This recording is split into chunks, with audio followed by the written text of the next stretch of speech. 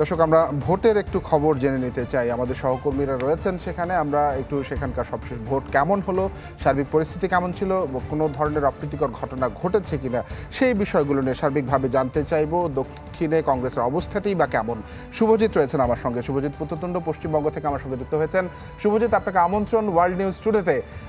দ্বিতীয় দফার ভোট অনুষ্ঠিত হলো, সকাল 7টা থেকে ভোর 6টা পর্যন্ত ভোট হলো। কেমন ভোট পড়েছে, সার্বিক সারাদিনের ভোটের পরিস্থিতি কেমন ছিল, দক্ষিণের অবস্থাটি একটু জানতে চাইব।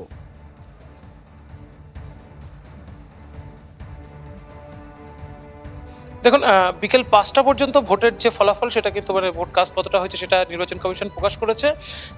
সেক্ষেত্রে কিন্তু দেশের নিরিখে বলা হচ্ছে 60% কিছু বেশি, এবং পশ্চিমবঙ্গে যে 3 আসনে ভোট হয়েছে সেখানে গড়ে প্রায় 73% কাছাকাছি ভোট কাস্ট হয়েছে। এটা বিকেল 5টা পর্যন্ত। 6টা পর্যন্ত লাস্ট 1 ঘন্টা যে ভোটের কতটা পার্সেন্টেজ হয়েছে সেটা কিন্তু জানতে জানতে আগামী কাল হয়ে যাবে। নির্বাচন কমিশন কিছুটা পরেই সেটা ডিক্লেয়ার করে। শেষ পর্যায়ে যেখানে প্রচুর ইন্টেরিয়রের বুথ আছে, যেখান থেকে সঠিক তথ্য নির্বাচন কমিশনের কাছে পৌঁছাতে বেশ কিছুটা সময় লাগে। অন্যদিকে আপনি যেটা বলছিলেন যে ভোটের যে আবহাওয়া সেটা কিন্তু অনেকটাই আবহাওয়ার উপরে নির্ভর করেছে। আপনারা সকাল থেকে আমরা সেটা বলছিলাম যে হিট ওয়েভ একটা রয়েছে, কেরলে যেরকম হিট ওয়েভ রয়েছে, 5 জন মারা গিয়েছেন, তার মধ্যে 4 জন ভোটার, 1 জন ভোটকর্মী। পশ্চিমবঙ্গের যদি আপনি প্রথম দফার ভোট দেখেন সেখানেও কিন্তু 1 জন পুলিশ আধিকারিক এবং 1 জন সিপিএম এর দলীয় কর্মী, 2 জন মারা গিয়েছিলেন শুধুমাত্র হিট ওয়েভের কারণে।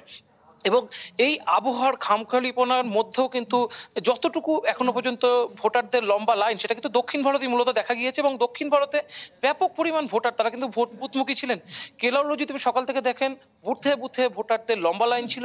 তারপরেও আপনি যদি ক্যালকুলেশন করেন সেখানে বলা হচ্ছে যে যতটা ভোট কম যে হারে পড়েছে সেটা কিন্তু বিজেপির জন্য অনেকটা চিন্তার কারণ হয়ে দাঁড়াচ্ছে। পশ্চিমবঙ্গের ক্ষেত্রে আপনি যদি দেখেন, আমি দার্জিলিং এ রয়েছি, এখানেও কিন্তু ভোট শতাংশ প্রায় 70 থেকে 78 কাছাকাছি, এবং আগামীকাল মনে হচ্ছে সেটা প্রায় 75 বা 80 কাছাকাছি চলে যেতে পারে। কিন্তু তারপরেও দার্জিলিং এর যে ভোটের পরিস্থিতি সেখানে কিন্তু বলা হচ্ছে 2009 সালের পর থেকে বিজেপি সব থেকে বেশি চ্যালেঞ্জের মুখোমুখি হচ্ছে। এবং শুধুমাত্র দার্জিলিং না, পাশাপাশি আপনি যদি বালুরঘাট বা রায়গঞ্জে দেখেন সেখানেও কিন্তু বিজেপি অনেক বড় চ্যালেঞ্জের মুখোমুখি হয়েছে। শাসক দল তৃণমূল কংগ্রেস হাড্ডাহাড্ডি ফাইট দিয়েছে, এবং যেটা গতবার 3টি আসনই কিন্তু বিজেপির দখলে ছিল, খুব স্মুথলি বিজেপি জিতেছিল এবং বেশ মার্জিনটাও বেশ বড় ছিল।